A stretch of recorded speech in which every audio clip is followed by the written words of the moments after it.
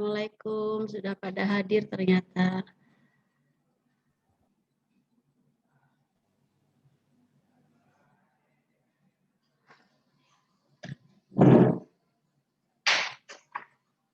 Ini.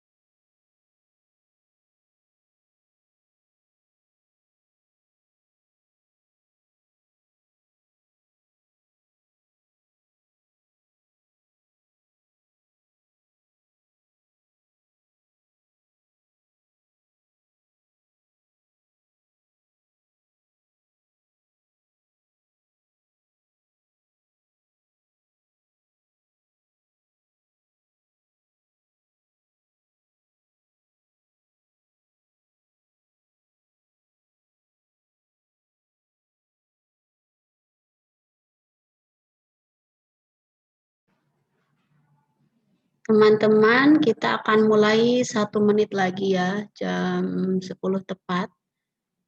Jadi yang bisa bergabung saja, nanti yang tidak bisa gabung akan saya share melalui YouTube seperti biasa, atau nanti rekamannya saya share di WhatsApp.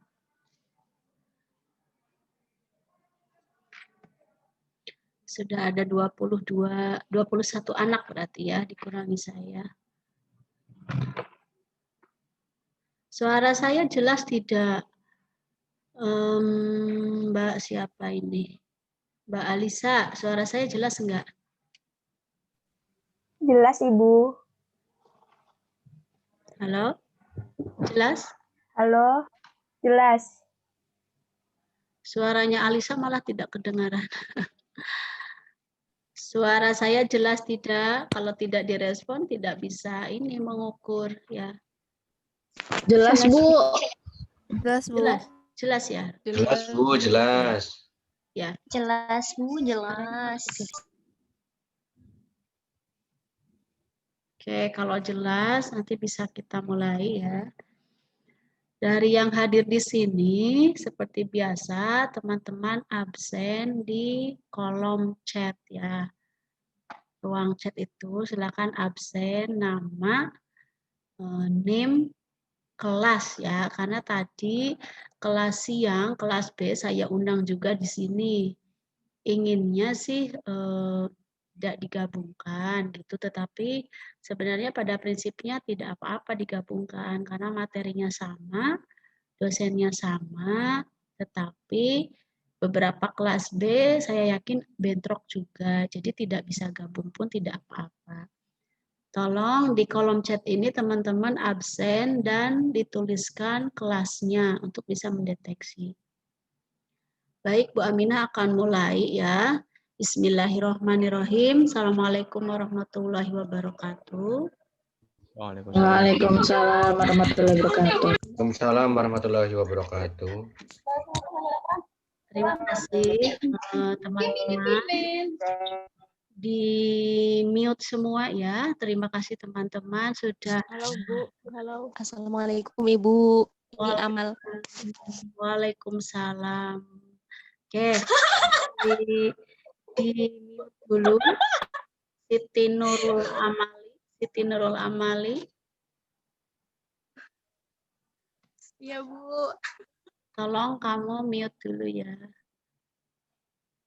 Ya, ini sudah masuk ke ke materi teman-teman. Jadi nanti tolong absen dengan sendirinya, saling mengingatkan aja di grup. Karena saya nanti ada rapat, jadi saya akan sedikit sedikit ngebut mungkin ya. Akan share screen dulu tentang pertemuan keempat kemarin. Kita review dulu ya. Pertemuan kemarin kita bicara tentang interaksi sosial yang sudah saya upload di YouTube ya, YouTube-nya Bu Aminah. Kalau teman-teman tahu, mungkin saya sedikit mengulas saja tentang auto dan alo dan autoplastis gitu ya. Dalam interaksi sosial ternyata kita biasanya sebagai makhluk yang hidup di lingkungan sosial itu kita terkadang menjadi subjek dan kadang juga kita menjadi objek gitu. Maksudnya apa? Kalau dalam bahasa psikologinya autoplastis atau alloplastis gitu. Auto, bagaimana kita itu sebenarnya dalam posisi tertentu kita harus bisa menyesuaikan diri dengan di mana kita berada gitu. Jadi misalkan orang Papua kuliah di Jogja, ya lepaskan dulu identitas dari Papuanya, menyesuaikan dulu dengan apa yang ada budaya di Jogja, apa aturan-aturan yang ada di jalan, misalkan gitu ya, misalkan harus pakai helm, ya walaupun di sana tidak biasa, ya udah menyesuaikan diri. Itu semua pribadi manusia harus bisa memposisikan sebagai autoplastis. Yang kedua, alloplastis. Alloplastis di sini ini lebih pada individu yang memiliki kebutuhan, keberanian untuk bisa aktualisasi diri. Jadi dia ini dalam berinteraksi sosial harus bisa merubah lingkungannya. Nah, ini perlu diskusi panjang. Apa yang dirubah? Merubahnya seperti apa gitu ya. Kemudian dengan cara apa, nilai-nilai etika apa yang dipegang juga. Nah, ini sebenarnya dua hal yang terjadi ketika individu secara psikologis mampu menyesuaikan diri dan juga dia mampu merubah menjadi teladan bagi lingkungan sekitarnya. Ini harus ada di posisi kita, apalagi dalam pemberdayaan masyarakat ya. Jadi kita tidak selalu sebagai objek gitu ataupun sebagai subjek. Inginnya kita diikuti saja. Tidak seperti itu juga. Ada kalanya kita ini sebagai rakyat atau anggota yang mematuhi norma gitu. Ini akan seimbang dalam interaksi. Jika posisi ini bisa dilakukan oleh setiap individu. Oke, saya lanjut. Ini mereview saja. Jadi yang kemarin itu ada 4 faktor yang mendasari interaksi sosial. Imitasi saya kira paham. Imitasi itu sugesti ya. Sugesti itu lebih ke pikiran, psikis gitu ya dari diri kita. Menerima sesuatu tanpa ada daya kritik gitu. Nah, ada beberapa kondisi mudahnya menerima sugesti. Yang pertama, kita itu gampang atau individu masyarakat itu gampang sekali kita pengaruhi atau menerima pikiran dari kita sebagai pengembang masyarakat ketika masyarakat itu bingung gitu ya. Tapi ini jangan dijadikan kesempatan misalnya ya. Kondisi psikis pikiran yang terhambat itu mudah menerima sugesti. Masyarakat misalkan bingung juga ini kita kalau sholat itu misalkan ya ini lebih ke atau pakai masker atau enggak pakai masker gitu, itu kan kondisi bingung. Kalau dalam kondisi bingung itu biasanya ada tawaran-tawaran, misalkan ada pendapat dari kiai yang membolehkan dengan cara misalkan maskernya misalkan bersih gitu ya. Ada juga yang harus melepaskannya karena kan syaratnya itu kan wajah itu kelihatan gitu ya. Kita di Mekah saja gitu misalkan dalam ibadah gitu, ibadah haji itu misalkan wajah itu kelihatan. Misalkan itu ada beberapa, tapi untuk masyarakat yang mudah menerima sugesti, bingung atau dia sangat terhambat mikir mana yang benar atau mana yang baik. Nah, akhirnya dia mudah menerima apapun dan kadang tuh ngotot itu. Menurut kiai saya begini ya begini gitu. Nah, ini karena memang kondisinya bingung. Jadi kadang kita menilai masyarakat kenapa dia kekeh ya atau ngotot dengan pendapat itu. Mas pasti ini pasti di dalam pikirannya dia sedang terhambat. Jadi mudah menerima sugesti dari orang lain. Yang kedua, seseorang menerima sugesti itu mudah sekali ketika pikiran terpecah-pecah gitu. 1 dengan 2 ini ada kemiripan ya. Terpecah-pecah di sini di program PMI ini, di program studi PMI ya, kita pernah pertama kali dulu saya itu mendampingi praktikum di Pustek UGM di sekolah Pasar Keranggan ya. Nah, di sana ada sekolah pasar dan pada penelitian-penelitian berikutnya ternyata kondisi pedagang itu ada yang bingung gitu ya. Bingung apa? Ketika dia bingung misalkan mau mencari solusi untuk membayar kontrakan, untuk mendapatkan modal, untuk membayar kuliah anaknya. Karena kondisi bingung akhirnya dia mudah tersugesti oleh apa? Jalan pintas. Jalan pintasnya apa? Misalkan mencari pinjaman. Nah, padahal pinjaman itu kalau di pasar itu ada yang namanya rentenir. Rentenir itu kan sangat tidak bukan manusiawi ya, sangat tidak bagus. Pinjamnya sekian, kembalinya sekian gitu ya. Itu yang kedua contohnya saja, belum kasus-kasus yang lain gitu. Kemudian yang ketiga, otoritas minoritas. Misalkan gitu ya, otoritas di sini udah paham sekali lah teman-teman. Kita cepat percaya ketika kita diperiksa oleh dokter ya, orangnya minoritas sedikit satu gitu, daripada misalkan oleh banyakan susternya banyak sekali tapi ragu. Nah ini menerima sugesti bisa ketiga ini ya. Dan yang terakhir ini ada eksperimen Asch. Saya yakin teman-teman sudah paham dari penjelasan sebelumnya. Eksperimen ini gitu ya, ini kondisi garis ini pura-puranya jadi ada eksperimen 1 orang masuk ke dalam ruangan, tapi eksperimen ini memang dilakukan ya dalam ilmu psikologi sosial oleh Asch itu. Jadi 1 orang masuk ke dalam ruangan sampai orang ke-50, sementara lawannya ini mayoritas 8 orang. Mayoritas ini diciptakan salah oleh penguji, oleh eksperimen itu ya, yang melakukan eksperimen. Kamu jawab dong bahwa garis yang paling panjang itu yang tengah, padahal yang benar itu yang paling pinggir, misalnya gitu. Ternyata 1-50 orang ini mendapatkan kesalahan karena mengikuti mayoritas, mudah tersugesti gitu ya. Nah, kesalahannya 32%. Tetapi semakin banyak ditambah orang ini, 2 orang dan seterusnya sampai orang ke-50, kesalahannya makin sedikit. Hanya 10,4% kesalahan jawaban ya.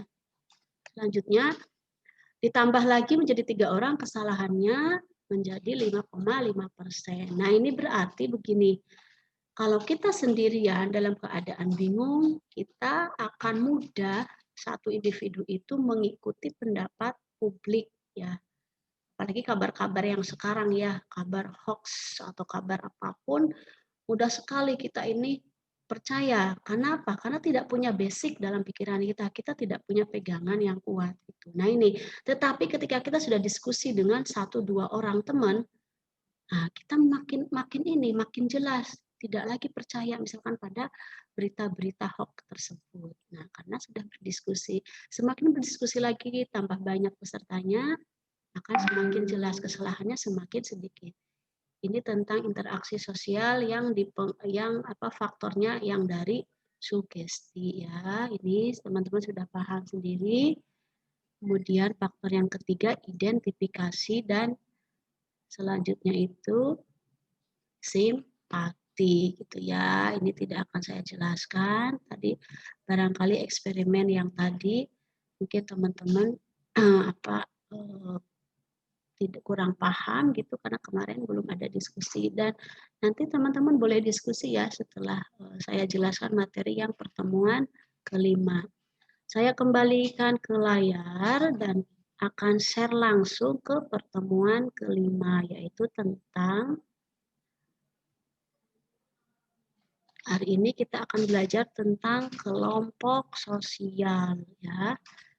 Kelompok sosial. Di sini bisa dilihat kelompok sosial dalam kajian psikologi sosial gitu. Ini sangat penting terutama dalam bukunya pegangan dari Fakultas Psikologi UGM. Bukunya itu Handout Psikologi Sosial. Jadi ada beberapa tema penting termasuk interaksi sosial, kelompok sosial. Besok lagi kita akan belajar prososial seperti itu ya. Ternyata perilaku-perilaku yang ada di masyarakat itu bisa dikaji dari segi psikologisnya yang ada kaitannya dengan dunia sosial. Itulah psikologi sosial ya. Misalkan kalau saya ambilkan cerita dari slide ini ya, tolong di sini dibacakan Muhammad Nurholis. Silahkan di-unmute, Mas. Dibacakan, karena yang di layar kelihatannya Mas Muhammad Nurholis. Ada tidak orangnya? Silahkan dibacakan.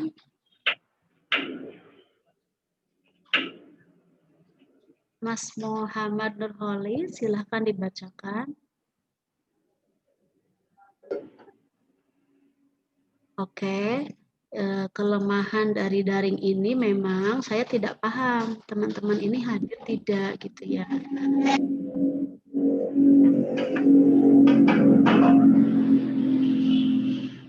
Ada yang lagi di jalan ya. Ini ya. Silahkan. Yang ada di layar saya, Olivia sama Muhammad Nurholis. Olivia hadir tidak? Hadir, Bu. Ya, Olivia silahkan dibacakan ya. Ya, bayangkan bahwa Anda adalah anggota sebuah kelompok yang harus mengambil sebuah keputusan penting. Anggap saja bahwa setelah mengambil keputusan itu, kelompok Anda menyadari bahwa keputusan itu buruk.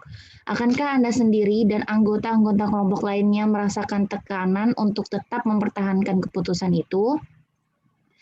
Jawaban dengan cepat. Dapatkah Anda menyebutkan pemimpin politik, spiritual, militer, atau apapun yang saat ini yang Anda anggap benar-benar seorang pemimpin besar atau pemimpin yang hebat? Ya, terima kasih Mbak Olivia. Paragraf yang pertama, jadi bayangkan ya, misalkan teman-teman sudah ada dalam suatu komunitas atau kelompok. Pelan-pelan Pak, lagi kuliah. Ya. Jadi misalkan kita dalam suatu kelompok itu tiba-tiba sudah ada keputusan, tapi di kemudian hari teman-teman itu menyadari ternyata keputusan kelompok itu tidak benar. Ketika melanjutkan akan keputusan itu sebagai anggota kelompok, ya namanya juga kelompok sosial, apakah akan ada tekanan gitu? Kalau kita tetap mempertahankan keputusan tersebut, jawabannya bisa saja iya, bisa juga tidak gitu ya. Misalkan kelompok yang jawabannya iya, naluri di manusia yang namanya tidak sesuai dengan sesuatu mungkin yang dianggap etis, sesuatu yang dianggap benar menurut dia, sesuatu yang dianggap layak atau sesuai dengan aturan yang ada di masyarakat, tentunya dia akan merasa tertekan gitu.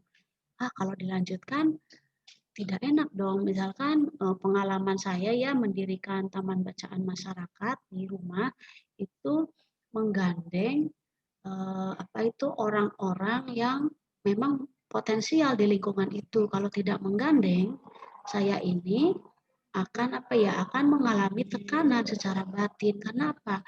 Karena ternyata di kelompok sosial yang ada di lingkungan D5, ya, saya punya ini ya, teman-teman mungkin sudah ada beberapa yang paham punya komunitas namanya D5 gitu. di lingkungan itu karena yang apa? Yang disepakati orang potensial itu adalah si A, si B, si C, si D. Walaupun secara individu si A, si B, si C ini ternyata tidak mendukung misalkan adanya pendirian taman bacaan karena mereka menganggap ngapain sih di rumah kok ada perpustakaan, kan sudah ada sekolah gitu. Kemudian ngapain sih kita mau mendirikan taman bacaan, emang kita tidak kerja, kita suruh baca buku. Nah, tetapi karena ini sudah menjadi keputusan bersama bahwa orang potensial itu ada 5 orang itu, maka saya tidak merasa tertekan secara pribadi gitu ya. Walaupun secara individu dari kelima itu tidak mendukung gitu ya inisiatifnya itu 5 tahun yang lalu ya Mas Mbak ya, setelah proses pemberdayaan masyarakat itu dilakukan ternyata dampaknya bisa dilihat sekarang gitu ya, orang yang 5 itu kembali merangkul dan mengaktifkan taman bacaan yang kami buat secara bertahap dari nol. Nah, ini misalkan jadi ada tekanan-tekanan yang memang membuat kita ini harus ikut di dalam keputusan atau pandangan kelompok. Namanya juga kelompok sosial itu. Tetapi ada juga tekanan mungkin yang kita rasakan ketika dalam satu kelompok itu, tetapi tekanan itu harus kita ungkapkan dengan jujur. Ini kasusnya nanti lain lagi ya. Nanti teman-teman boleh bercerita. Jadi kalau kita nggak jujur atau kita nggak keluar dari keputusan itu, kita akan bahaya misalkan anak-anak kita atau keluarga kita akan dalam bahaya juga. Nah ini mungkin yang perlu didiskusikan. Kemudian yang kedua, ini jawab dengan singkat. Dapatkah Anda menyebutkan pemimpin ya yang saat ini menurut kita benar-benar seorang pemimpin besar gitu. Saya yakin kalau teman-teman terbiasa melihat mungkin ya memonitoring gitu pemimpin yang ada di daerahnya, yang ada di rumahnya, yang ada di mana gitu, yang ada di Indonesia, di dunia akan bisa jawab dengan cepat ya karena dalam kelompok pemimpin ini kaitannya dengan materi sebelumnya scam. Kita sudah punya scam di sini ya, prototipe bahwa pemimpin yang besar, yang hebat, yang bijak, itu yang seperti apa, teman-teman akan bisa menjawab dengan cepat. Tetapi kalau dalam kelompok sosial teman-teman tidak memiliki figur, mungkin menjawabnya itu agak lama, mencari dulu gitu. Jadi ada proses pikiran sosial di dalam kita berkelompok gitu ya, dalam berkelompok itu. Ini pertanyaan ini saya ambilkan dari handbook psikologi sosial ya. Jadi bahasanya agak rancu ya subjek predikatnya karena memang dari buku tersebut. Ya. Saya lanjut. Kelompok sosial, pengertian dari kelompok sosial sudah pahamlah yang namanya kelompok itu berisi berapa orang ya, 2 orang atau lebih yang berinteraksi, punya tujuan yang sama, hubungannya stabil. Jadi tidak, kalau kelompok yang sementara itu kan tidak stabil. Misalkan kita dalam pesawat itu kan punya tujuan yang sama, berinteraksi juga dengan pramugarinya, dengan pilotnya misalkan. 2 orang atau lebih, tapi kan tidak stabil. Nah, itu bukan kelompok sosial yang dimaksud di psikologi sosial. Kemudian, pengertian selanjutnya, dalam hal-hal tertentu saling ketergantungan. Ini lebih bagus lagi. Satu kelompok itu punya ketergantungan yang kuat gitu. Ini misalkan contohnya keluarga, saling ketergantungan. Kemudian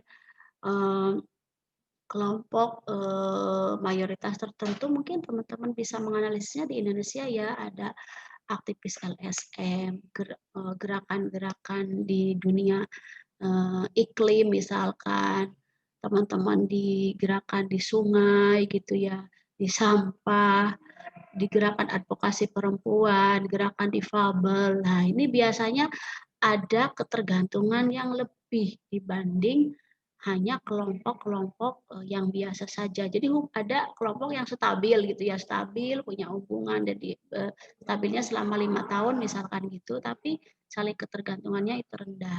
Jadi saya kelompok-kelompok mungkin di ini ya, di tingkat masih remaja kan kebutuhan untuk bekerja samanya sebatas kebutuhan untuk interaksi kebutuhan remaja. Tapi kalau sudah kelompoknya lebih besar, ini ketergantungannya juga lebih besar karena banyak hal yang diadvokasikan gitu di dalam kelompok ini. Dan menyadari bahwa mereka adalah bagian dari kelompok yang sama. Ada kesadaran ini ya, saling membantu, saling memaafkan, saling mengingatkan. Biasanya sudah sampai seperti itu. Ini kelompok sosial yang dimaksud dalam PMI ya, dalam psikologi sosial.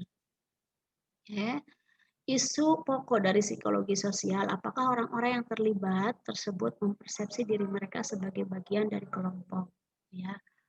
Morelan ya, dari Morlan sini mengatakan bahwa jika kita merasa terlibat dalam satu kelompok, itu bisa dibilang pengertian kelompok yang paling sederhana lah gitu. Misalkan di sini pesawat, tadi saya sudah bilang ya, oh iya aku ada di pesawat ini, misalkan tidak boleh, misalnya kan kalau di pesawat itu tidak boleh bawa barang berlebihan gitu ya, karena kalau dibawa itu akan mengurangi keamanan juga, kan tidak boleh kita misalkan naruh di bagasi itu terlalu banyak, kan ada orang lain juga yang punya hak bagasi itu ya, ada di kabin misalkan kita tidak boleh bawa barang itu di kabin melebihi berapa kilo tergantung pesawatnya, karena kita harus sadar kita tuh mempersepsi diri kita bahwa kita bagian dari kelompok yang ada dalam pesawat. Kalau kita terlalu banyak bawa barang, berarti kita merugikan orang lain dong. Kalau di pangku juga tidak boleh, ditaruh di bawah juga mengganggu misalkan gitu ya. Ini tergantung kita mempersepsi tidak. Tolong kita evaluasi diri deh. Misalkan kita masuk dalam kelompok tertentu, ada nggak rasa memiliki kita, rasa cinta kita. Teman-teman ini semester berapa? 3 ya? Semester 3. Semester 3 ini sudah merasa memiliki PMI belum? Ini kelompok sosial. Kalau teman-teman memiliki rasa bahasanya itu, memiliki rasa memiliki gitu terhadap prodi kita, ada yang namanya simpati, empati. Perilaku nyatanya itu apa gitu. Dan sebaliknya, prodi ini itu ya misalkan, prodi kan sebagai suatu keluarga, ada nggak saling ketergantungan, stabil, berinteraksi, menjadi suatu kelompok yang saling memberi dan menerima misalkan gitu antara dosen dan mahasiswa dan sebaliknya, itu kelompok sosial ya. Kelompok sosial itu harus ada saling ketergantungan, saling memiliki lah intinya. Di sini ada satu contoh kelompok sosial paksaan itu apa, kelompok sosial otomatis itu apa. Coba saya tanya ke ini yang NIM-nya 19 10 20 382 siapa ya? Nggak ada namanya. 19 10 20 382. Siapa ya? 19. Saya, Bu. Oh iya, siapa namanya, Mbak? Itu bisa dikasih nama. Namanya siapa? Namamu siapa, Mbak? Desi Nurkumalasari. Siapa? Siti. Desi. Oh, Desi. Dirimu NIM dulu ya soalnya ya harusnya. Oke, kelihatan sih. Oke. Kelihatannya hanya NIM saja. Mbak Desi, tolong Bu Aminah dikasih contoh kelompok paksaan dan kelompok otomatis itu apa misalkan.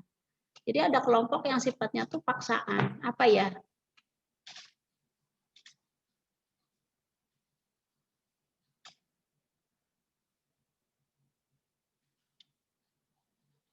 Mbak Desi. Mbak Desi. Halo?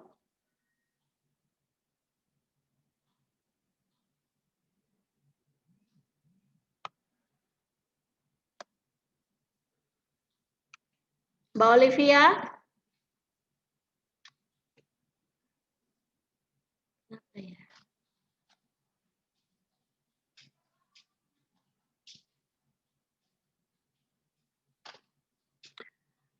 Saya dikasih contoh kelompok, paksaan, dan otomatis itu apa? Mbak Desi. Desi. Tidak bisa jawab? Oke. Miftahul Fadlan. Miftahul Fadlan.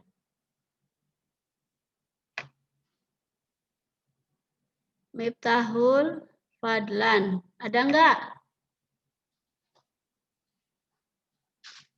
Tidak ada lagi.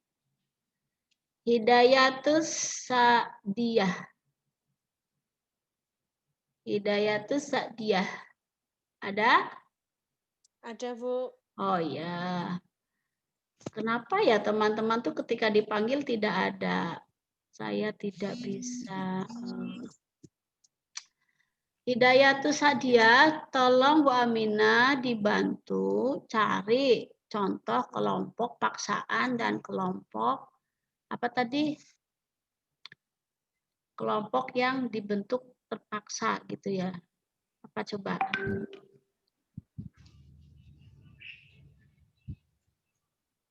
Belum paham, Bu. Hidayatus Sa'diyah. Iya, Bu, hadir. Hadir ya. Belum paham. Kamu ikut Belum. kelompok apa? Ikut kelompok apa, Mbak? Kelompok sosial apa yang diikuti? Maksudnya? Ikut kelompok sosial apa yang diikuti?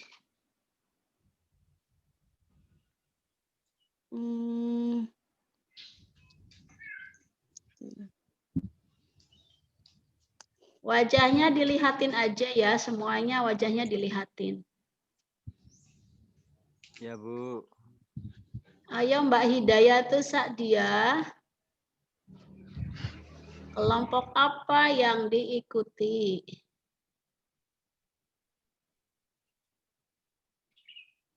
Menghilang lagi, ya Allah.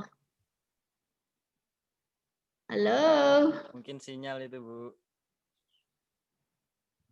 Itu nanti alasan semua itu. Hidayatus Sa'diyah. Oke, Wafa aja lah yang aktif. Wafa, kamu kasih contoh. Ada Ya, Wafa. boleh. Kamu itu senior, Contoh kasih yang contoh. mana, Bu? Ah? Contoh yang mana? Contoh sesuai perintah tadi. Kasih contoh yang paksaan. kelompok paksaan dan kelompok otomatis apa coba?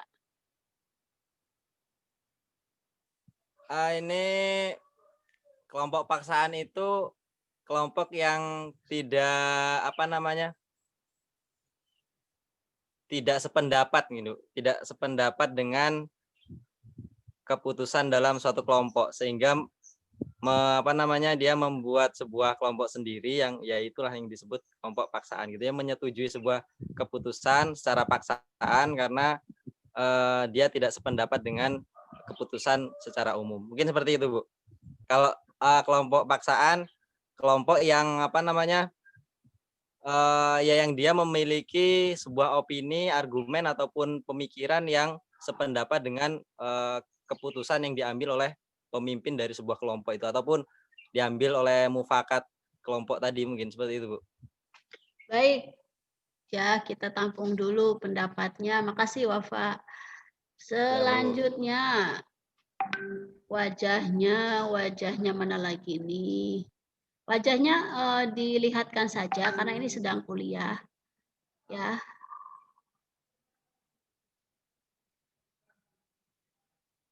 Oke, saya akan nanya pada yang wajahnya nggak dilihatin. Alif Oktavia. Yang tidak dilihatin, saya tanya 10 pertanyaan. Alif Oktavia.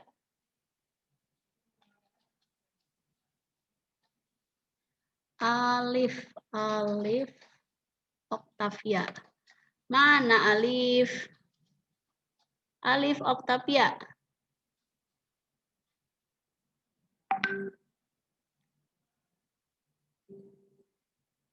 Alif tidak respon. Ya.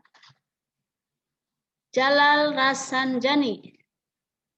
Jalal.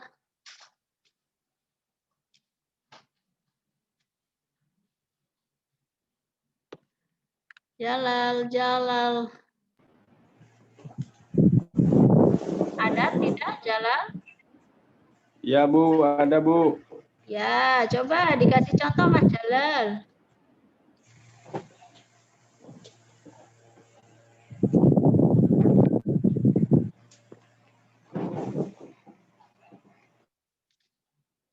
Jalal dikasih contoh kelompok otomatis dan kelompok paksaan.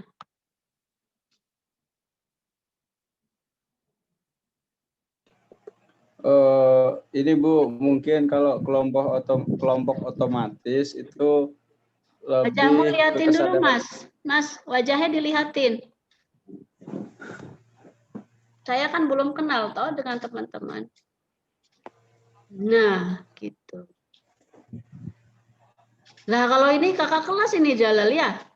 Iya Bu, temannya Bapak. Pantesan wajahnya diiniin. Gak apa-apa, ya lanjut. Kelompok apa? Kalau yang kelompok otomatis itu mungkin dari kesadaran masyarakatnya sendiri Bu. Otomatis kesadaran. Kalau yang paksaan? Nah, kalau yang paksaan itu mungkin jadi doktrin dari kita sebagai pengembang masyarakat itu mungkin lebih cenderung ke arahan dari kita kepada masyarakat untuk melakukan untuk menyelesaikan suatu tujuan. Lebih ke ini ya, instruksi. Ajakan lah gitu. Instruksi. Ya. Jadi agar ada satu komunitas misalkan yang menggarap proyek apa, program apa dalam satu tujuan, itu paksaan. Tapi paksaan ini sebenarnya bisa menjadi kelompok otomatis ya. Bisa menjadi satu kelompok yang otomatis disepakati mempunyai tujuan yang sama, ada indikator ketergantungan di dalamnya. Itu baru kelompok sosial gitu. Oke, yang otomatis itu sederhana ya, misalkan keluarga itu otomatis dari Tuhan itu. Kalau kelompok paksaan itu di masyarakat itu sebenarnya ada beberapa kelompok di dalamnya itu karena ada ada kebutuhan tertentu individu itu di dalamnya itu. Sebenarnya dia masuk tetapi dengan cara terpaksa juga. Ya, jadi macam-macam itu jenisnya. Tapi kalau yang otomatis itu kayak keluarga. Keluarga itu otomatis ya. Karena Tuhan itu memberikan keluarga pada setiap orang. Kelompok itu ada. Gitu. Misalkan tadi yang dicontohkan Jalal, ya bisa juga. Contohkan Wafa, biasanya kita ngasih contoh itu sesuai pengalaman ya. Karena ini kan teoritis. Ini teori psikologi sosial seperti ini, tapi pengalaman kita berbeda-beda. Tadi yang saya panggil itu Alif mana sih? Alif. Di layar 1 wajahnya udah kelihatan semua. Layar 2 itu Alif, Taufik yang enggak ada wajahnya. Ummi, Miftahul Fadlan, Alvin Mahira, Rahma Setia, kemudian Nurul Istiqomah. Ya, ini saya rekam ya, jadi nanti bisa jadi monitoring saya. Oke, kembali ke materi. Saya lanjutkan materi lagi, nanti diskusinya sekalian. Bu, mau tanya sebentar, Bu. Mau tanya apa mau lanjut dulu? Itu Bu, kan teman-teman bingung Bu. Ini kelasnya digabung Bu ya, A sama B. Tadi saya minta digabung ke kelas B, makanya absen di kolom chat ya. Tetapi begini, karena kelas B tadi kan ada yang merespon tidak bisa, jadi saya tidak mewajibkan dan tidak ada yang respon lanjut. Jadi hanya begini maaf Bu, kayaknya masih hanya ada yang respon 1 orang. Jadi karena saya siang itu ada rapat bagian ini ya di RKF, saya sebenarnya inginnya kuliah gitu ya, kuliah untuk kelas B gitu. Tapi kalau kelas B bisa gabung ke sini dengan catatan tidak nabrak mata kuliah lain, itu sangat dianjurkan itu loh Mas. Makanya absen di kolom chat, NIM, nama, dan kelas. Karena kan materinya sama, dosennya sama, itu loh. Kalau saya bicara 2 kali itu memang mungkin besok akan diatur saja, salah satu masuk Zoom, nanti kelas lainnya akan lihat di penjelasan di YouTube, misalkan gitu. Ya, gantian, cara bergantian. Karena misalkan saya masuk pagi menjelaskan hal yang sama, siang menjelaskan hal yang sama. Kalau siang itu biasanya ada rapat terus, itu yang saya bingung gitu. Jadi mohon untuk kelas B, misalkan tidak nabrak, boleh gabung. Tapi kalau nabrak, abaikan saja. Namanya juga ini ya himbauan gitu. Abaikan. Nanti akan saya share materi ini di YouTube teman-teman. Nanti pas jam masuk mata kuliah ini, absen saja di sana. Nanti bertanyanya langsung di kolom chat itu, di kolom komen. Oke Bu, gitu, makasih Bu. gitu aja Mas. Tapi jangan keluar kalau sudah masuk. Kalau tidak nabrak, Enggak, Bu. gabung. Kalau nabrak jangan. Utamakan yang lain dulu. Gitu deh. Dibikin enak saja. Gitu. Cuman himbauan aja. Oke, saya lanjut ke slide berikutnya ya. Tadi baru apa ya bahasanya, pemanasan bahwa dalam kelompok sosial atau interaksi sosial itu sebenarnya perasaan-perasaan individu yang mewarnai adanya kelompok sosial itu ternyata bisa dijadikan apa ya bahasan kita ketika kita mau memberdayakan masyarakat itu. Nah, bahasan kita hari ini kita akan mengenal sifat dasar kelompok ya, kemudian dampak kelompok pada kinerja pada tugas ya, task performance ya. Jadi di sini teman-teman akan saya lihatkan nanti tentang social loving ya. Oke, yang pertama kita akan bahas tentang sifat dasar kelompok. Sifat dasarnya secara psikologi seperti apa? Ya. Tidak bisa dilihat ini. Mohon maaf. Pembentukan kelompok gitu ya. Pertama tentang pembentukan kelompok. Mengapa orang itu bergabung dalam kelompok? Kita evaluasi diri sendiri. Yang pertama ya ini kelompok membantu kita dalam memuaskan beberapa kebutuhan psikologis maupun kebutuhan sosial.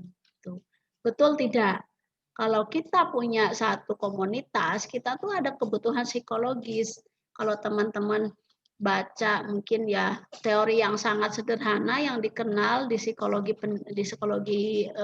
sosial atau psikologi pada umumnya itu teorinya Maslow ya teman-teman paling sudah paham saya yakin.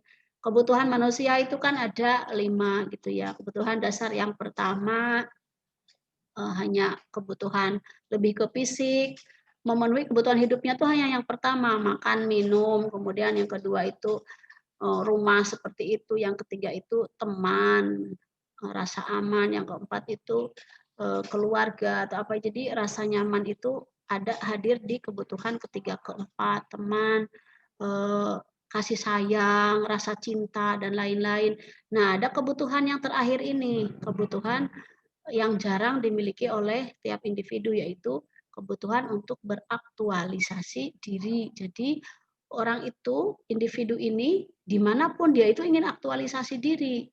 Misalkan ingin bertanya, ingin merubah sesuatu dalam komunitasnya itu, ingin bermanfaat, aktualisasi itu kebutuhan dia, bukan lagi motifnya itu untuk memuaskan beberapa kebutuhan psikologi yang menurut dia itu menguntungkan dia sendiri. Tapi kebutuhan psikologi dia itu sudah kebutuhan tahap 5, bukan kebutuhan nomor 1 saja. Teman-teman kuliah untuk memenuhi kebutuhan nomor berapa kira-kira coba? Misalkan Wafa kuliah di PMI. Ki Wafa iki ora lulus-lulus. Wafa ini kuliah di PMI untuk memenuhi kebutuhan nomor berapa Wafa misalkan. Hanya untuk mencari kerja. Ah, itu mah kebutuhan apa ya? Enggak ada, Bu. Belum nyampe ke 5 itu nyari kerja. Kemudian kebutuhan berikutnya hanya untuk cari pasangan. Itu kebutuhan baru nomor 3 itu. Kenyamanan, rasa cinta gitu ya. Bisa jadi, Bu. Bisa jadi ya. Tapi ada satu kebutuhan yang harus ada di setiap individu mahasiswa itu untuk mencari ilmu, aktualisasi itu ya, aktualisasi potensi yang ada dalam diri kita melalui kelas-kelas perkuliahan, melalui diskusi-diskusi itu. Jadi kita bisa termotivasi untuk bisa aktualisasi. Nah, ini alasan kenapa seseorang bergabung dalam kelompok, memuaskan kebutuhan psikologis. Tapi kebutuhannya tolong jangan yang 1 sampai 4 saja. Harus yang 5 gitu ya. Yang kedua, alasannya kelompok membantu kita mencapai tujuan-tujuan yang didapat. Yang tidak didapat kalau kita sendirian gitu. Betul lah. Ya, ini nggak usah contoh, misalkan kalau kita sendirian, kita tidak bisa dong garap review 5 buku, misalkan ya ada tugas. Kalau di UIN saya yakin tugasnya masih sederhana ya. Tapi kalau sudah kuliah di pasca, di S3 gitu, di doktor itu sudah mulai itu. Nah, kalau tugas ini dikerjakan, misalkan kita diskusi dengan kelompok lain, itu ada pencapaian tujuan yang bisa didapatkan dari berkelompok itu dibanding ketika kita garap apapun sendirian. Yang ketiga, keanggotaan di kelompok seringkali memberikan pengetahuan dan informasi yang tidak akan kita dapatkan ketika kita tidak masuk dalam anggota tersebut. Ya, saya yakin mahasiswa PMI di kelas ini ya, di kelas ruang Zoom ini sudah memiliki komunitas-komunitas yang sudah menurut teman-teman itu memberikan pengetahuan lebih. Kalau selama sebelum pandemi ini kan teman-teman kuliah, pulang ke kos kuliah, kos, tidak punya komunitas tertentu, pengetahuan dan informasi yang didapatkan hanya masalah di kampus jadwalnya ini, oh dosennya ini, nyampe kos paling jadwalnya ngertinya nyuci itu yang tidak kosong jemurannya hari apa, kemudian masak, beli sarapannya kapan, nah ya kayak gitu informasinya. Tapi kalau sudah punya komunitas tertentu, pengetahuannya nambah tuh. Kalau saya lihat ya, karena saya sudah ngajar Wafa duluan ya, sebelum kenal dengan teman-teman ini, Wafa itu aktif di satu grup dengan saya kayaknya di kajian di literasi, forum taman bacaan DIY, walaupun sekarang tidak aktif lagi, nggak komen. Nah itu dia walaupun pasif, tapi ada yang didapatkan pengetahuan, informasi, lomba-lomba, macam-macam didapatkan dari grup itu. Wafa juga misalkan kenal dengan komunitas di Gajah Wong, dia juga sudah misalkan di CSR seperti itu. Semakin banyak kelompok yang diikuti, semakin banyak informasi. Ini motivasi untuk teman-teman ya. Kalau masa pandemi ini teman-teman misalkan jenuh, tidak bisa aktif di organisasinya, pantengin saja tuh Instagram ya, banyak sekali tuh kegiatan-kegiatan yang bagus. Instagram itu kan paling akses untuk kuota ya, enak itu. Dan kalau penayangan kan tidak terlalu jenuh, tidak sampai berjam-jam. 1 jam itu siaran langsungnya tuh sudah bisa diakses itu. Kemudian yang keempat, kelompok membantu memenuhi kebutuhan kita akan rasa aman. Jelas ya? Misalkan rasa aman jelaslah. Kalau kita mau pergi kemanapun, karena kita merasa, oh di sana ada keluarga kita, ada teman-teman kita, ada rasa aman, ada yang dituju gitu. Tapi kalau kita tidak punya siapapun, rasa aman itu sangat sulit itu ya. Mau ke sini nggak enak, ke sini nggak enak, mau kemana juga nggak punya tujuan. Nah ini secara psikologis, kalau saya garis bawahi intinya memenuhi kebutuhan psikologis kita. Psikologis yang mana? Yang kelima tadi, untuk aktualisasi diri gitu ya. Yang penting itu. Yang kedelapan, ini pertanyaan yang mungkin tidak perlu didiskusikan ya. Apakah kita mau bergabung dengan kelompok yang tidak mau menerima kita? Oh enggak, misalkan kita bergabung dengan kelompok yang tidak menerima kita? Kalau saya sendiri sih jawabannya bisa iya, bisa tidak. Tergantung, makanya tergantung selain yang ketujuh tadi. Motif kita apa gitu untuk berkelompok itu.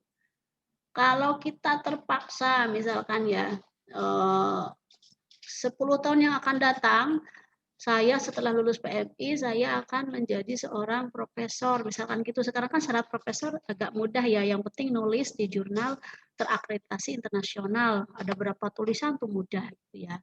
Nah, misalkan sudah punya cita-cita itu untuk masuk ke kelompok tertentu yang tidak menerima kita, misalkan kita ini kan baru S1 aja belum lulus. Tapi kita mau masuk ke sana, sebenarnya kelompok itu tidak menerima kita. Mau nggak? Udah mau aja nggak apa-apa, karena tujuan kita untuk apa? Mencari informasi, motifnya itu loh, mencari informasi, kita bergaul dengan orang-orang yang semangat, yang hebat, nah, kita ketularan semangatnya tuh gitu ya. Seperti itu. Tapi ada juga jawaban yang tidak mau, itu naluriah manusia tentunya tidak mau gitu. Bagaimana kelompok berfungsi? Ya, ini tidak akan saya bahas. Peran dari ada norma, ada kohesivitas, ada pelekat di sini tidak akan saya bahas. Nanti teman-teman silakan bisa bertanya ya.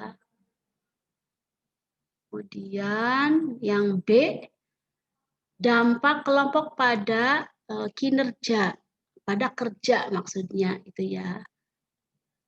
Dampaknya itu saya akan jelaskan dari eksperimen Alport ya, ini tokoh psikologi. Partisipan diperbolehkan bekerja selama 3 periode gitu ya. Mereka mengerjakan tugas itu sendirian. Ini eksperimennya. Kemudian bekerja dengan kehadiran 2 orang lainnya. Jadi gitu.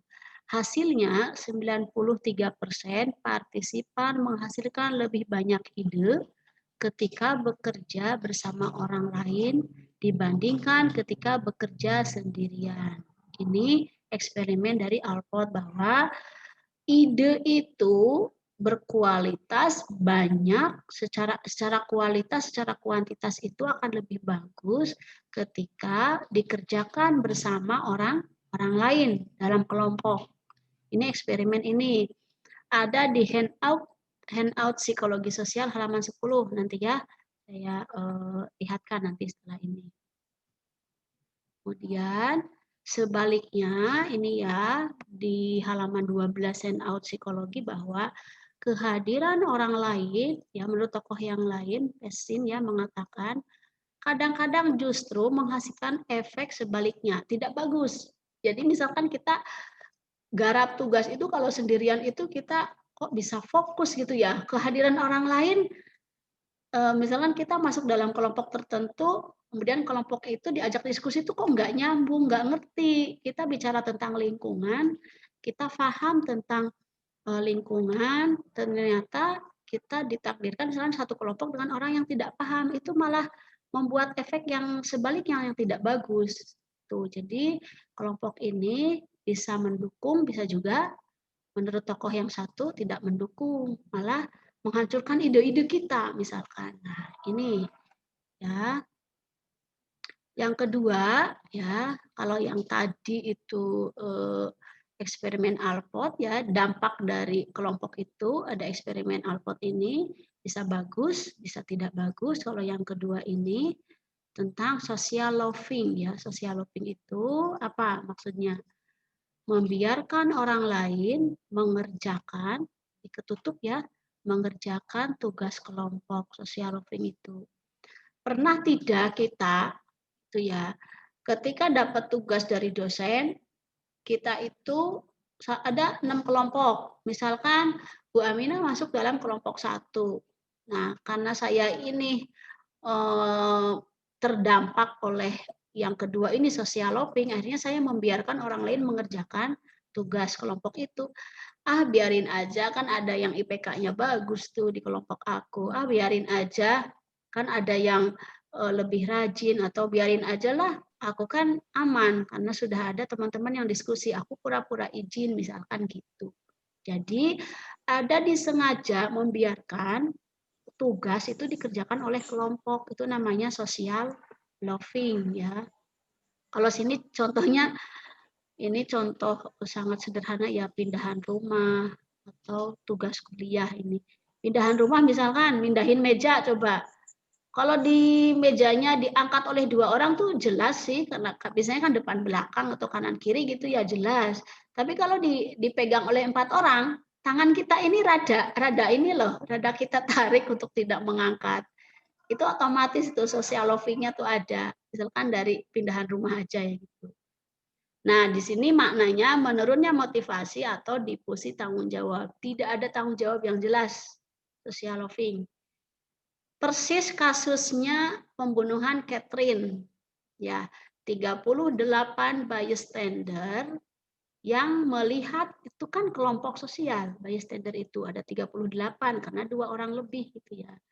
Mereka tidak jelas tanggung jawabnya. Ini tanggung jawab siapa gitu. Ada kondisi social loving, penurunan motivasi untuk menolong. Karena bagi mereka ini bukan tanggung jawab saya. Nah, ini social loving seperti ini. Teman-teman bisa akses di Google Scholar ya, tentang tulisan social loving dalam praktek pemberdayaan masyarakat di rumah saya di TBM D5 gitu. Silahkan diakses saja tulisan penelitian, tapi sudah dituangkan dalam jurnal gitu. Social loving dalam praktek PPM, praktek pengembangan masyarakat. Nah ini ya, social loving itu berkurangnya usaha ketika individu secara berkelompok, kolektif, dibandingkan ketika ia bekerja sendirian. Nah ini menurut tokoh Williams ya, Carrow dan Williams. Jadi ini ada teorinya, kalau teman-teman berani menulis skripsi ini saya siap bimbing ya. Skripsi tentang psikologi sosial, ini belum ada. Rata-rata skripsi itu apa?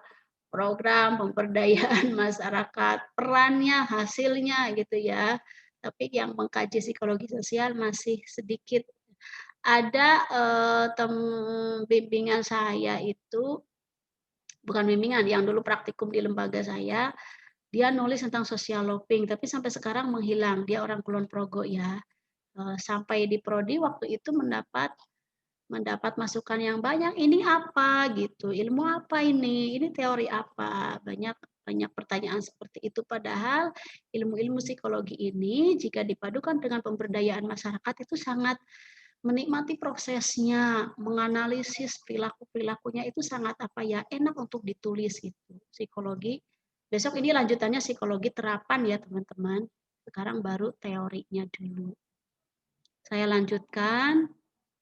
Menurut tokoh yang lain bahwa difusi tanggung jawab itu ya,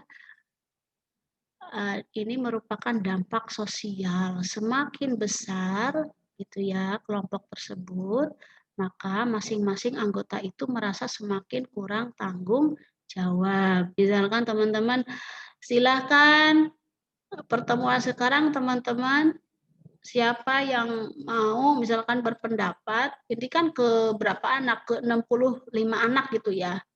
Kan itu semakin besar, ke siapa itu Bu Aminah bertanyanya. Tuh, kecuali tadi ada teman-teman yang punya motif untuk berkelompok itu untuk aktualisasi diri, walaupun tidak ditunjuk langsung saya, karena aktualisasi dirinya muncul kebutuhannya. Tapi kalau yang teori yang ini, semakin besar kelompok itu, semakin tidak jelas ini tanggung jawab siapa. Kecuali saya nunjuk, silahkan Nurul, silahkan Jalal, silahkan Jihad, misalkan gitu. Itu jelas. Ya, ini dampak dari kelompok pada pekerjaan, pada bekerja. Salah satunya dalam praktek pemberdayaan masyarakat, silahkan diakses sekali lagi ya.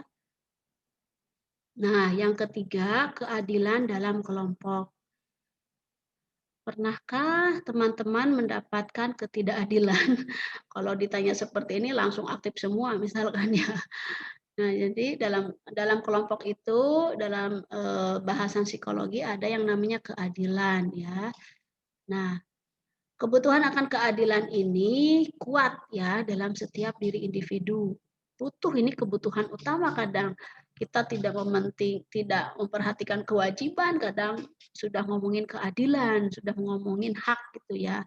di dalam situasi di mana kita merasa bahwa kita diperlakukan tidak adil, kita sering mengalami perasaan marah, kesal, dan keinginan yang kuat untuk menyamakan skor. Oh, kalau ini dari kasusnya psikologi sosial, saya akan bacakan kasusnya di bawah ya. Nah, saya minta siapa lagi nih yang ada di sini sebentar. Jiad, kamu aktif Jiad? Mas Jiad? Ibu, berikan, Bu. Ya, kamu bacakan ya yang ada di layar. Ini kita akan sharing tentang ketidakadilan. Silakan.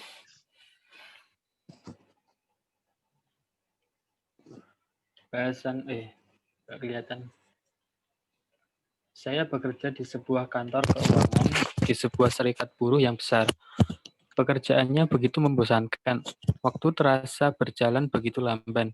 Dan saya harus memasukkan kartu absen ke time clock pada saat datang dan sebelum pulang. Saya paham, mempunyai waktu 40 menit untuk makan siang. Pimpinan saya mengharuskan saya untuk kembali bekerja tepat waktu. Saya membutuhkan uang sehingga saya sebenarnya dapat bertahan di pekerjaan itu tanpa kesulitan kalau saja tidak ada satu hal, yaitu perlakuan yang lebih menguntungkan pegawai yang lainnya. Sudah. Terus lanjut. Ya, lanjutkan Mas. Namanya Tom. Namanya Tom. Ia setahun di atas saya di sekolah. Tom selalu datang terlambat setiap pagi dan sering pulang lebih awal. Ia sering menghilang untuk jangka waktu yang cukup lama di siang hari dan tidak jarang menggunakan waktu 2 jam untuk makan siang. Hal yang terburuk, ia diberi pekerjaan yang paling menarik di kantor. Yang terburuk dari yang terburuk akhirnya datang. Pada suatu minggu, tanpa sengaja saya menerima cek gaji yang sebenarnya itu adalah cek gaji Tom. Gajinya 50% lebih tinggi dibanding gaji saya. Kepala saya nyaris meledak. Tidak adil, pikir saya. Siapa sih dia? Tidak adil. Ya. Saya menemukan jawabannya dalam waktu yang tidak terlalu lama. Ternyata Tom itu keponakan ketua serikat buruh itu. Tidak ada lagi misteri, tetapi tidak dengan halnya perasaan diperlakukan tidak adil yang saya rasakan. Nah, kalau dari kasusnya Tom ini merasa bahwa ketika dia bekerja di suatu serikat buruh, dia merasa tidak diperlakukan adil karena dalam kelompok buruh itu ternyata ada si Tom yang sebagai anggota kelompok memiliki perbedaan perlakuan gitu dari atasannya. Setelah diteliti bahwa si Tom ini adalah ponakan atau saudaranya. Pernah tidak di Indonesia, ini kasusnya bukan Indonesia ya, ini dari kasus psikologi sosial. Di Indonesia apakah pernah terjadi seperti itu? Ada yang sudah bekerja belum ya? Misalkan bekerja tetapi gajinya itu tidak sama dengan temannya gitu. Ada tidak? Saya tidak tahu, soalnya kalau di PNS itu kan sama ya sesuai dengan pangkat, jabatan dan seterusnya gitu. Tapi kalau di teman-teman buruh, saya yakin ada UMR gitu ya yang disepakati bersama. Ini untuk kasus itu saja bahwa kelompok sosial itu bisa juga menyebabkan persepsi yang berbeda dalam anggotanya dengan kita garis bawahi ketidakadilan dalam suatu kelompok sosial. Nah, kalau ini memang perlu diungkapkan ya yang seperti ini solusinya. Kalau dipendam terus bisa terjadi yang peran sebagai saya ini stres, kemudian dia bisa mencari tahu kelemahan-kelemahan perusahaan misalkan, akhirnya mengungkap fakta-fakta yang ada dengan cara yang tidak etis, bisa terjadi seperti itu. Oke. Persepsi keadilan ini ada di halaman 102 ya, tidak usah saya jelaskan karena keadilan itu kalau dipersepsi dari 60 anak saja misalkan mahasiswa sudah berbeda. Adil itu seperti apa sih gitu ya. Akhirnya subjektif gitu ya persepsi. Tapi ada indikator-indikator keadilan yang mungkin sudah dikenal ya oleh teman-teman. adil ya adil, tidak berat sebelah gitu ya. Nah, ini hanya pengingat kita saja bahwa gitu ya, bahwa kita ini sudah surat An-Nisa ayat 58 ya. Sesungguhnya Allah menyuruh kamu menyampaikan amanah kepada yang berhak menerimanya. Ini pengingat kita ya. Misalkan teman-teman punya perusahaan di rumahnya, punya pegawai, atau mungkin punya buruh, punya tukang gitu. Sampaikanlah amanat itu sesuai dengan haknya gitu. Kalau bisa lebih mungkin gitu ya. Dan menyuruh kamu apabila menetapkan hukum di antara manusia supaya kamu menetapkannya dengan seadil-adilnya. Sesungguhnya Allah memberi pengajaran yang sebaik-baiknya kepadamu. Sesungguhnya Allah Maha mendengar lagi Maha melihat. Kalau ini sudah dijadikan pegangan, saya yakin tidak akan terjadi kasus tom-tom yang lainnya, gitu ya. Ya, teman-teman. Jadi saya sebenarnya suruh bercerita, teman-teman bercerita tentang ketidakadilan yang pernah dialami dalam lingkungan kerja, kampus atau kelompok apa saja gitu. Cerita ini teman-teman bisa dikirimkan ya ke Bu Aminah. Saya tulis saja di sini, dikirim,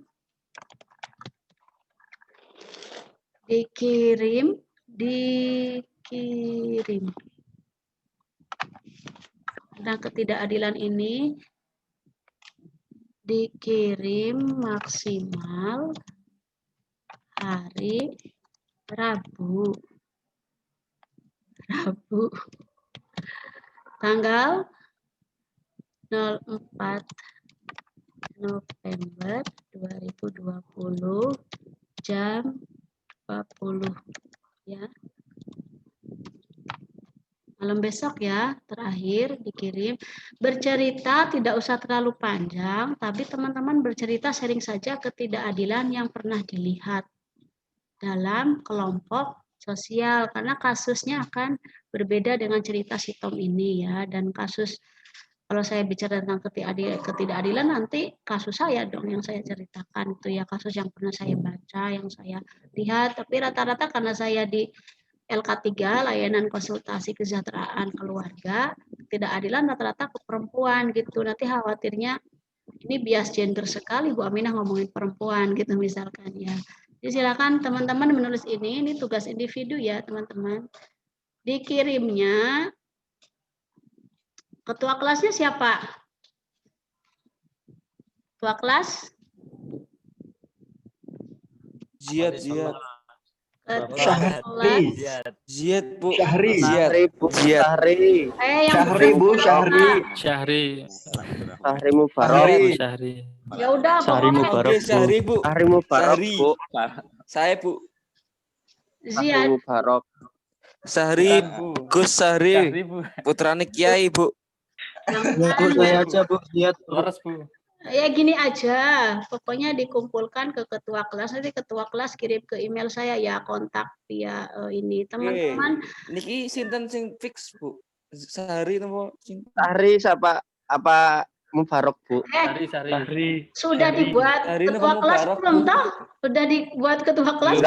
Enggak ada pembuatannya, Bu. Waduh. Kesionen kayak gini. Oh, maaf, Bu. Lupa saya ya. Syahri kan. Sorry. Tidak Mending pernah Syahri, Bu. ya. Muhammad Imas. Syahri yang mana Syahri? Nah, Syahri, Bu. Yang paling Jos, Bu. Rekomendasi pengembangan masyarakat.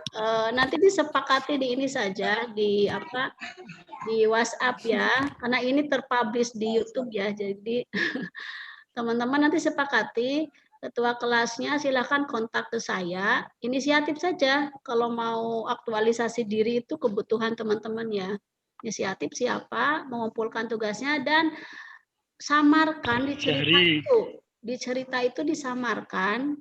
Misalkan ketidakadilan kalau ada pelaku, kalau ada yang jadi korban, kasusnya juga lembaganya disamarkan sehingga ketika ketua kelas jahil gitu ya membaca itu tidak akan akan merugikan si penulis ya, dengan catatan ketua kelasnya tidak share ke manapun gitu. Insya Allah sih aman, ceritanya disamakan saja. Seperti itu teman-teman. Bu, lewat Bu. classroom aja, Bu. Ya, saya buka diskusi, silahkan. Tugasnya diabaikan dulu, gampang kok. Silahkan kalau mau diskusi. Kalau lewat classroom gimana, Bu? Oh, di classroom aja. Iya ya, lupa Kan lebih enak. Oke, di classroom aja. Sorry. Kan batas waktu sama kita mau ngumpulin kapan sendiri-sendiri bisa. Baik, classroom saja. Di classroom. Sehari saja, Bu. Di classroom saja, nanti teman-teman bentuknya Word saja ya, jangan rekaman atau video ya, bikin berat gitu. Word saja dikirim ke classroom dengan identitas, sudah punya classroom sendiri-sendiri ya. Silakan digunakan. Sorry, lupa. Oke, kalau mau diskusi silahkan. Sudah 1 jam lebih saya bicara. Oh iya, Bu, mau tanya, Bu. Ini saya kan kelas B, nanti berarti saya enggak usah masuk lagi gitu ya, Bu? Kelas B itu hari ini masuknya lewat YouTube karena saya ada rapat. Jadi absennya teman-teman di kolom chat yang sekarang kan otomatis tuh kelihatan kelas B.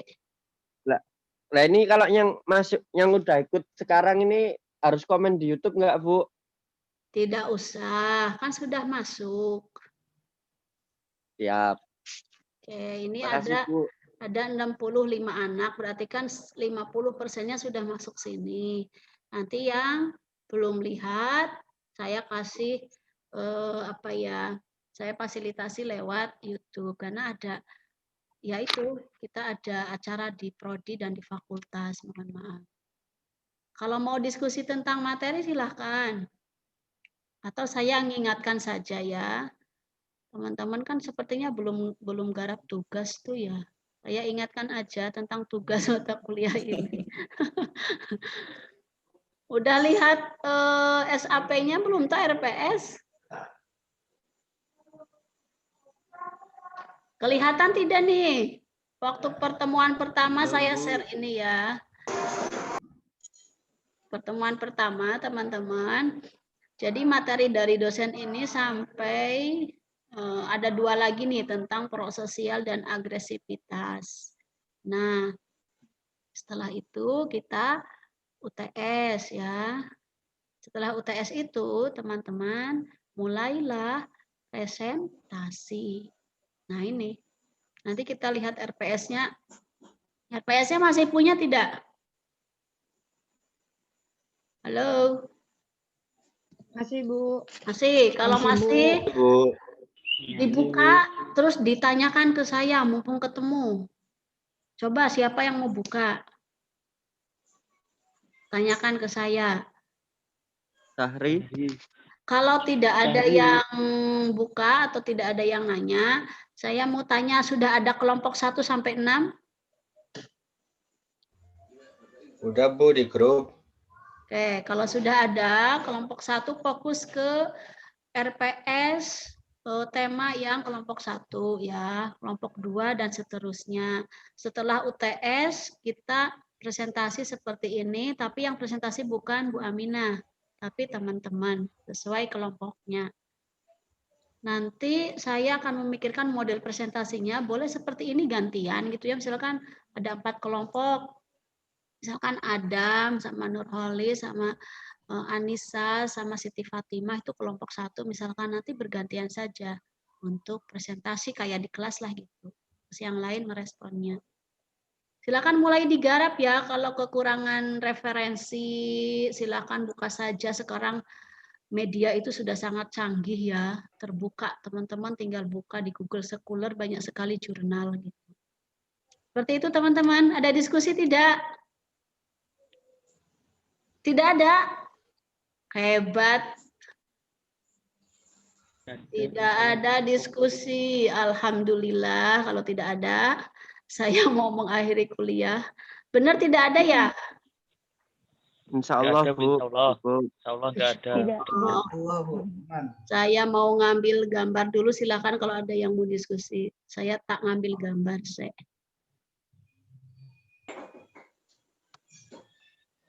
Wajahnya ditampakkan, ini untuk absen. Kalau tidak ada ya sudah. Buat absen teman-teman. Udah tambahkan, Bu. Kurang kelihatan. Ini malah ada fotonya. Astagfirullah. Kok ini lagi ya? Punya Pak WR masih ada. Bentar ya.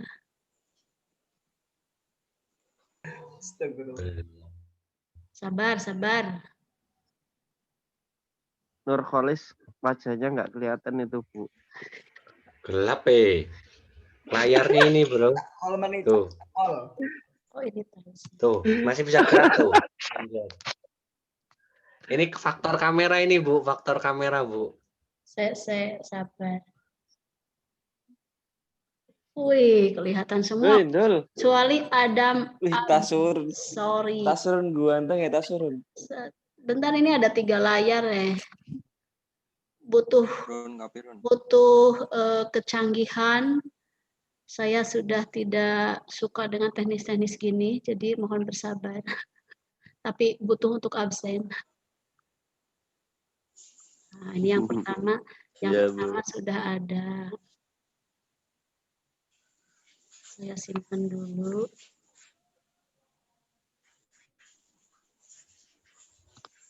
Misalkan pertemuan besok saya masuknya di kelas B gitu ya. Nanti kelas A saya share lewat YouTube sekali-kali gitu gantian.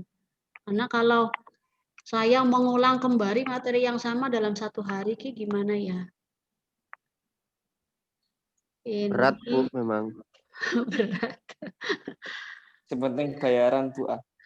Bayarannya lancar toh. Udah sampaian Bu, kalau template Bu. Kelas A. Kelas A.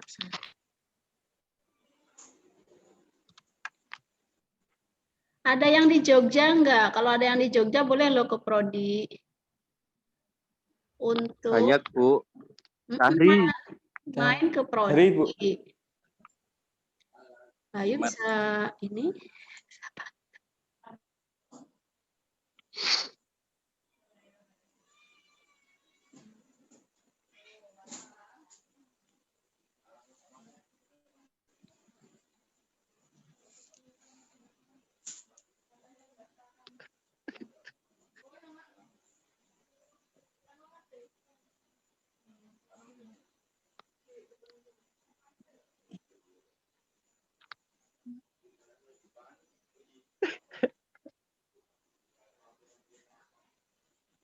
Silakan kalau ada konfirmasi apapun tentang Prodi boleh loh. Ini saya masih proses ngambil gambar.